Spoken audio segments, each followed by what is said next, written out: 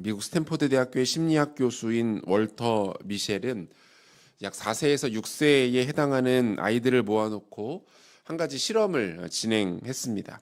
우리에게는 마시멜로 이야기라는 책으로도 잘 알려진 만족 지연 이론, 일명 마시멜로 실험입니다. 접시와 마시멜로 사탕 2개가 놓여 있는 접시를 각각 보여줍니다. 그리고 이렇게 말합니다. 지금 먹으면 1개를 먹을 수 있지만 15분을 기다렸다 먹으면 2개를 먹을 수 있어. 어떻게 할래? 선택은 너희들의 몫이야 라고 이야기해주고 실험자는 그 방을 빠져나옵니다.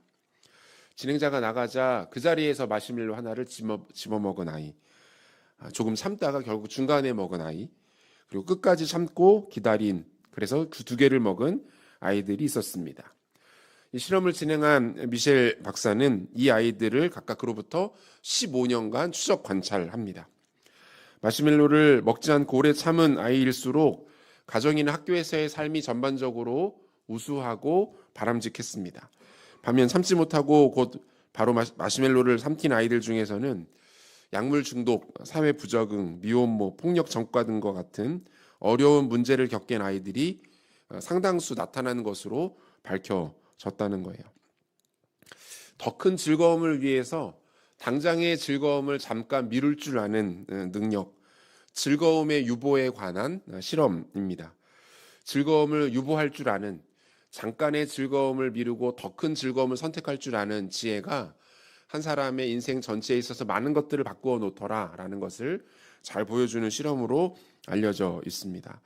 오늘 우리가 이 아침 함께 읽은 이 본문에는 일시적 즐거움의 유보에 실패하고 소탐대실, 작은 것을 탐했다 결국 큰 것을 놓치고 마는 어리석은 인생에 관한 이야기가 소개되고 있습니다. 그 주인공 바로 에서입니다. 본문 27절을 보시면 그 아이들이 장성함에 에서는 익숙한 사냥꾼이었으므로 들 사람이 되고 야곱은 조용한 사람이었으므로 장막에 거주하니 이렇게 되어 있어요. 에서와 야곱의 직업이 각각 소개되고 있죠. 에서는 익숙한 사냥꾼이었고 야곱은 무직처럼 보이는데 무직은 아니고 당시 가장 보편적이고 일반적인 직업이었던 목자, 양떼를 가축을 돌보는 일을 하고 있었던 것으로 보여집니다. 하루는 에서가 사냥을 마치고 집으로 귀가하고 있었어요. 산과 들을 달려 짐승을 쫓아다녔지만 그날은 아무 소득도 얻지 못했습니다. 사냥에서 돌아온 에서는 몹시 지쳐 있었습니다. 본문 29절 하반절과 30절 상반절까지를 보니까 에서가 들에서 돌아와서 심히 피곤하여 야곱에게 이르되 내가 피곤하니 이렇게 되어 있습니다. 심히 피곤하여 내가 피곤하다. 자신의 피곤함을 거듭해서 강조하고 있는 것을 볼 수가 있죠. 우리가 한 사람의 언어, 그 사람이 사용하는 이제 언어들을 살펴보면 그 사람이 가지고 있는 생각 또는 기질에 대해서도 어느 정도 우리가 추측해 볼 수가 있습니다. 지금 이 장면도 마찬가지예요. 에서가 사용하는 이 표현이나 언어들을 보면서 현재 에서의 상태가 어땠는지를 우리가 대략적으로 확인해 볼 수가 있는데요. 그에게 지금 2가지 문제가 나타나고 있습니다. 첫 번째로 그가 만성적인 피로감에 사로잡혀 있다는 것을 알 수가 있죠. 여기서 말하는 피로는 단순히 몸이 피로한 육체적인 피로만을 의미하는 것은 아닙니다. 그는 육체는 물론 심각한 영적인 피로감에 빠져 있다 이렇게 볼 수 있어요. 그러니까 여러분들 주변에서도 보면 어떻습니까? 유독 피곤하다, 짜증난다, 힘들다, 뭐 좀 거친 표현으로 죽겠다 이런 표현들을 유독 많이 쓰시는 분들이 있습니다. 그분들을 이렇게 쭉 보시면 어떻습니까? 그 삶이 그렇게 건전하거나 활기차거나 주도적이지 않은 것들을 확인할 수가 있어요. 뭔가 문제가 있는 거죠. 진짜 건강상의 이유 때문일 수도 있겠지만 그 전에 그 내면의 문제, 영적인 문제들이 그 사람 안에 잠재하고 있을 가능성이 매우 높다는 거예요. 무엇을 말합니까? 하나님과의 관계 단절로 인한 영적인 피로감이 그 사람의 생각 전반을 지배하고 그 사람을 지배한 부정적 생각들이 결국은 언어를 통해서 표출될 수밖에 없는 겁니다. 이런 일들이 나타나기 시작하면 다양한 부작용들이 동반됩니다. 제대로 된 판단을 내리지 못합니다. 별것 아닌 일들로 인해서 분노하고 짜증을 내고 마음이 요동합니다. 이 과정에서 작은 일들을 큰 문제로 만들기도 하고, 그러다 보니 인생 가운데 좋은 기회가 찾아와도 그 기회를 제대로 살리지 못합니다. 나아가 관계가 깨어지기도 하고, 더 크게는 육체적 건강이 손상되는 어려움을 만나게도 됩니다. 이러한 모습들이 에서에게 지금 보이고 있다는 거죠. 두 번째로 그는 지나치게 부정적인 해석을 내놓고 있었어요. 그는 자신이 배가 고파 죽게 되었다 이렇게까지 이야기합니다. 32절 상반절인데요. 에서가 이르되 내가 죽게 되었으니. 과연 진짜 생명에 지장이 있을 정도로 그가 기진했던 것일까요? 그렇지 않죠. 그는 지금 자신의 상황, 자신이 처한 현실에 대하여 극도의 극단적인 부정적 해석을 내리고 있습니다. 이것 또한 마찬가지죠. 이 사람의 평상시 사고 패턴, 기질에 대해서 잘 보여주는 단적인 예라고 말할 수 있습니다. 무언가를 결정하거나 고려할 때 과도하게 부정적인 상황을 설정하시는 분들이 있습니다. 부정적인 상황들을 과하게 전제해서 그렇게 할 필요도 없는 염려, 걱정들을 사서 하는 경우들이 있다는 거예요. 당연히 건강하지 않습니다. 정도를 지나친 부정적인 해석은 본인은 물론이고 주변 사람들마저 어둡게 만듭니다. 절대로 좋은 열매를 맺을 수가 없다는 것이죠. 에서에게 있었던 이 두 가지 모습은 결정적으로 그로 하여금 정확한 판단을 내리지 못하도록 합니다. 중요한 결정에 있어서 빈틈을 만들게 되었다는 거예요. 이러한 에서의 허점을 발견한 야곱은 주도 면밀하게 형의 이 약점을 공략합니다. 이 과정에서 자신의 욕망을 드러내고 있죠. 본문 31절인데요. 31절 한 목소리로 같이 읽겠습니다. 야곱이 이르되 형의 장자의 명분을 오늘 내게 팔라. 에서는 지금 허기로 인해서 팥죽과 떡 앞에서 분별력을 상실했습니다. 이런 상황에서 야곱은 형에게 다름 아닌 장자의 명분을 요구합니다. 형이 가지고 있는 장자의 권리를 나에게 양도하라는 거예요. 이러한 동생의 요구에 에서는 어떻게 반응했어야 했을까요? 야, 이 녀석아, 너 지금 무슨 소리 하는 거야? 장자의 명분을 달라고? 너가 제정신이 아니구나. 말도 안 되는 소리 하지 마. 네가 아무리 그래도 넘볼 걸 넘봐야지. 이렇게 따끔하게 동생을 야단치고 끊어내는 것이 그에게 나타났던 정상적인 반응이어야만 했습니다. 그런데 그렇지 않죠. 계속해서 32절을 보니까 에서가 이르되 내가 죽게 되었으니 이 장자의 명분이 내게 무엇이 유익하리요? 뭡니까? 그는 자신에게 있었던 이 장자의 명분을 가볍게 여기고 있는 거예요. 마치 별것 아닌 것처럼 말장난하는 도구나 대상의 정도로 밖에 여기지 않고 있는 거죠. 에서의 이러한 태도에 야곱은 더 거세게 그를 몰아붙입니다.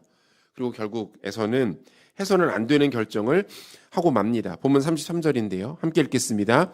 야곱이 이르되 오늘 내게 맹세하라. 에서가 맹세하고 장자의 명분을. 여러분들이 지금 성경 전체에서 가장 바보 같은 결정 중 하나를 보고 계시는 거예요. 지금 나타나고 있는 이 에서의 태도를 일시적인 판단착오 또는 실수로 볼 수는 없습니다. 이것은 무엇을 보여줍니까? 그의 일상과 성품, 가치관을 통해서 오랜 시간 누적되어 온 거예요. 그리고 결국 임계점을 만나서 그의 어리석음과 그의 얄팍함이 이 사건을 통해서 터져 나오게 된 것이죠. 핵심은 뭡니까? 그는 장자의 신분, 즉 하나님께서 장자인 에서에게만 허락하신 이 귀하고 엄청난 특권과 영광들에 대하여 존중하지 않고 있었던 겁니다. 본문 34절을 우리 한 번 더 같이 읽도록 하겠습니다. 같이 읽습니다.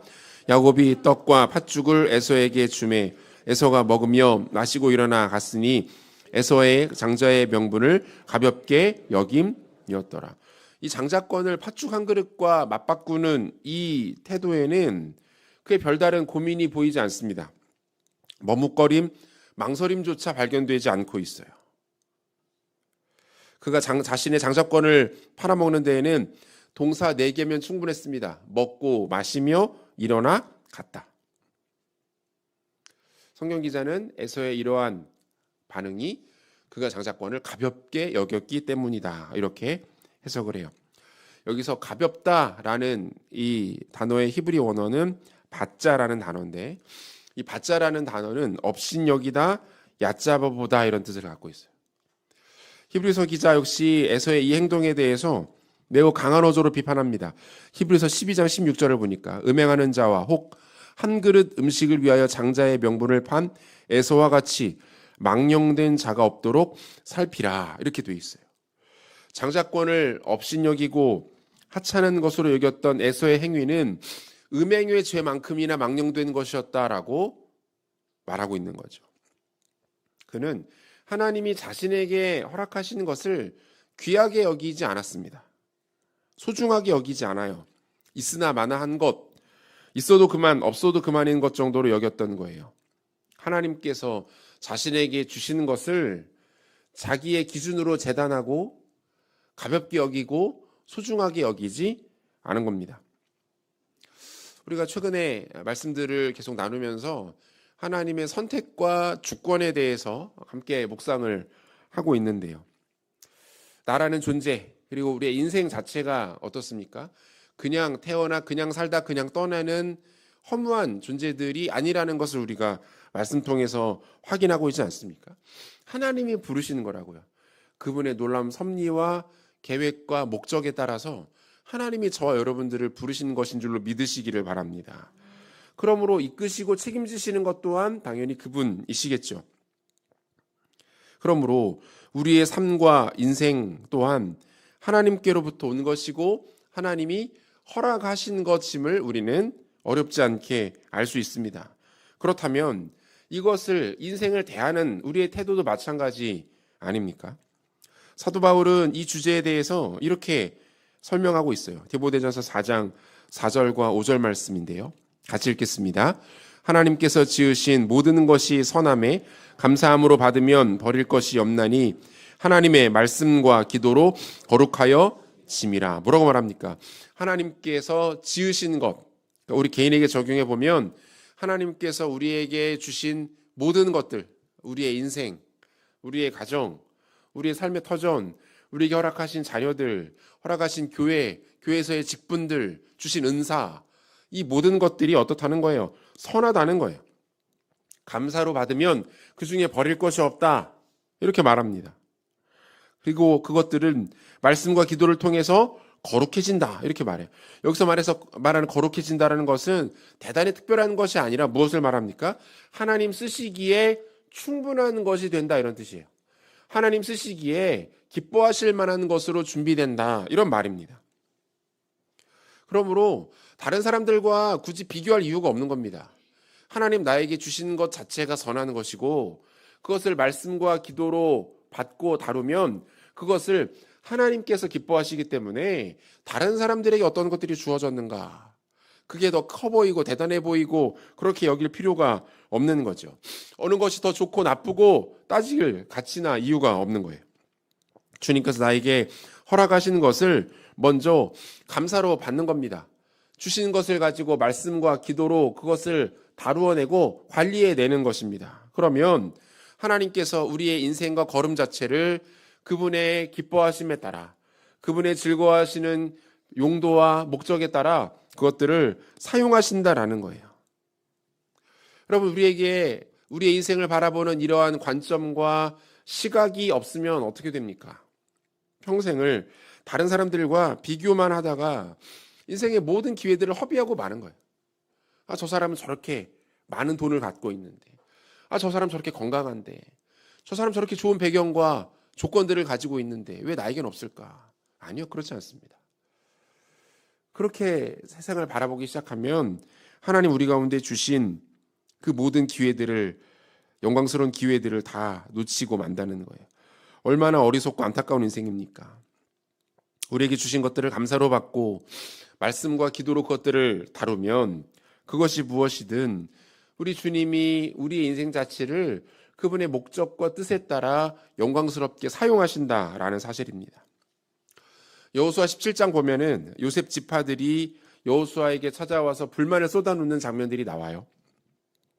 요셉 지파가 에브라임 지파와 므낫세 지파 두 개로 나뉘었고 그 두 지파 모두 하나님 앞에 또 많은 복을 받아서 번성하게 됩니다. 인구들도 많아지고 힘도 강해지게 되었던 거예요. 그러자 문제가 하나 생겼는데 인구가 많아지면서 그들 각자가 분깃으로 받은 영토, 땅이 좁아지게 된 겁니다. 이것을 가지고 여호수아에게 찾아와서 이들이 고충을 이야기해요. 그러자 여호수아가 뭐라고 대답합니까? 여호수아 17장 17절과 18절 보니까 여호수아가 다시 요셉의 족속 곧 에브라임과 므낫세에게 말하여 이르되 너는 큰 민족이요 큰 권능이 있은즉 한 분깃만 가질 것이 아니라 그 산지도 내 것이 되리니 비록 산림이라도 내가 개척하라 그 끝까지 내 것이 되리라. 가나안 족속이 비록 철병거를 가졌고 강할지라도 내가 능히 그를 쫓아내리라 하였더라. 이렇게 말합니다. 당신들 큰 민족이라는 거예요. 하나님이 복 주셨고 능력 주셨고 힘 주셨다는 거예요. 무슨 말입니까? 하나님께로부터 받은 것이 이미 충분하다. 그리고 하나님이 그것을 가지고 가나안 족속들을 몰아내는 데에 사용하기를 원하신다. 그런데 왜 그것 가지고 사용하지 않고 실력을 발휘하지 않고 자신의 현 상태에 대해서 한탄만 하고 있냐고 그들을 책망하고 있는 거예요. 여호수아 17장은 요셉의 지파들이 여호수아에게 책망받는 장면으로 끝납니다. 그리고 안타깝게도 요셉 지파가 여호수아의 권면을 듣고 올라가 가나안 족속들을 몰아내고 산지를 차지하며 그들의 지경을 넓혔다라는 이야기는 성경에 등장하지 않아요. 에서에게도 이 동일한 어리석음이 나타나고 있는 거예요. 에서가 자신이 허락되는 것을 제대로 바라보지 못했다면 야곱은 자신에게 주실 것을 믿음으로 바라보았던 사람입니다. 물론 그의 태도와 방식은 그다지 선하다라고 볼 수는 없겠죠. 야비했어요. 비열했습니다. 형의 약점을 이용했고 그를 속였습니다. 이후에는 아버지 이삭까지 속이게 되죠. 하지만 적어도 그는 어떻습니까? 하나님의 것을 사모했죠. 하나님 주실 것을 믿음으로 바라보았습니다. 하나님이 야곱에게 대하여 귀하게 보신 건 뭐예요? 그가 하나님께 대하여 거룩한 욕심을 가지고 있었던 거예요. 하나님을 향한 갈망을 가지고 있었던 거예요. 하나님, 나에게 더 큰 것 허락하여 주옵소서. 하나님, 나에게 더 큰 복을 주실 수 있는 분 아닙니까? 내가 그것 받기를 원합니다. 하나님이 나에게 주시는 귀한 은혜들을 내가 받아 누리기를 원합니다. 이것이 야곱의 마음이었던 거예요. 여러분, 주님은 천국이 때로는 침노하는 자들에게 주어질 것이다 이렇게 말씀하신 적이 있습니다. 마태복음 11장 12절 보니까 세례 요한의 때부터 지금까지 천국은 침노를 당하나니 침노하는 자는 빼앗느니라. 이 침노한다라는 말이 뭐예요? 무력을 동원해서 강제로 찬탈한다 이런 뜻 아닙니까? 이게 천국을 강제로 뺏는다라는 말 자체가 사실은 어불성설이죠. 이 말씀이 무엇을 뜻하는 거예요? 두드리라는 거예요. 적극적으로 하나님 나라의 문을 두드리고 하나님의 보좌를 움직이고 하나님 앞에 우리의 마음들을 토로하고 쏟아놓는 믿음의 행위에 대하여 하나님 말씀하시는 거예요. 구하는 자가 받게 될 것이다. 갈망하는 자가 누리게 될 것이다. 하나님 앞에 추구하는 자들이 얻게 될 것이다. 물론 우리가 원하는 그대로를 다 하나님 주시지 않을 겁니다. 하나님 기준에 더 좋은 것들, 우리 가운데 적합한 것들을 주실 거예요. 하지만 중요한 건 뭡니까? 아무것도 하지 않고 손 놓고 있는 인생과 하나님 나라를 향하여 일어나 두드리며 하나님께 갈망하는 인생이 반드시 다를 수밖에 없다는 거예요. 에서는 자기에게 주어진 것만을 무기력하게 붙들고 있었습니다. 그마저도 소중하게 여기거나 귀하게 여기지 않았어요. 반면 야곱은 비록 지금은 없지만 하나님 주실 것을 바라보며 나갔던 인생이었습니다. 사랑하는 성도 여러분, 하나님께서 주실 은혜들을 더욱 사모하시는 여러분들 되시기를 소원합니다. 나에게 이미 주신 것들을 귀히 여기시고 그것을 감사로 받으시고 하나님 나에게 더 크게 주실 것들을 사모하며 갈망하는 믿음의 도전과 열정이 우리 가운데 있으시기를 소원합니다. 에서의 태도는 현세적이었다라고 말할 수 있습니다. 반면 야곱의 태도는 지금이 아닌 나중을 위한 것이었어요. 에서는 당장의 육체적 만족과 기쁨에 집중했습니다. 이것에 취해서 더 큰 복과 은혜를 놓치고 말았죠. 여러분, 사람은 영적인 존재입니다. 영물이라고 하잖아요. 영적인 존재라는 건 무슨 뜻입니까? 영원의 때를 살아가는 존재다 이런 말입니다. 우리의 육체는 썩 없어지겠지만 우리의 영혼은 영원히 존재하게 됩니다. 이것이 하나님께서 인간을 지으실 때에 만들어 놓으신 원칙이죠. 그 코에 당신의 생기를 불어 넣으심, 하나님의 생기이기 때문에 그것은 영원한 거죠. 예수를 믿고 복음을 받아들이면 우리는 영원한 행복과 기쁨, 평안과 안식을 누리며 살게 됩니다. 반면 예수를 믿지 않고 끝까지 복음을 거절하면 그 인생은 반드시 영원한 고통과 절망, 슬픔과 비참함을 겪게 됩니다. 그리고 그 영원의 때가 바로 우리 안에서 결정이 되는 거죠. 그러므로 우리는 이 땅 살아가면서 결정해야 합니다. 당장 이 땅에서의 기쁨과 쾌락과 평안과 재미와 만족을 추구할 것인가? 아니면 영원한 행복과 평안을 누릴 것인가? 둘 다는 없습니다. 진리에 있어서 회색지대는 존재하지 않아요. 복음은 성도들에게 이 땅에서의 번영, 성공, 형통과 성취를 약속한 적이 없습니다. 오히려 우리는 성경을 쭉 읽어보면서 확인할 수 있죠. 복음을 붙들고 살아가는 자들이 얼마나 고난당하는지, 어려움을 맛보게 되는지, 때로는 멸시와 천대도 당하게 되는지, 좁은 문과 좁은 길을 걸어야 했고 갈등과 긴장 속에서 처절한 싸움을 펼치며 살아야 하기도 했습니다. 하지만 이런 이유로 성도의 삶을 포기하고 하나님 백성으로서의 정체성과 가치관을 버린다면 그것은 곧 에서가 가지고 있는 세계관과 다를 바가 없는 거예요. 지금 잠깐의 만족과 기쁨을 누릴 수 있을지는 모르겠습니다. 시대와의 가치와 풍조를 따라 죄악을 즐기고 육체의 만족과 기쁨을 경험할 수 있을지는 모를 거예요. 하지만 바람 같은 세월이 한순간에 흘러 결코 피할 수 없는 죽음의 때를 맞이하게 되면 땅을 치고 후회할 날들을 만나게 된다는 겁니다. 히브리서 기자는 믿음의 사람들을 정의하는 가장 중요한 기준 중에 하나로 이 사실을 말합니다. 즐거움의 유보. 영원하고 궁극적인 소망을 바라볼 줄 아는 사람들.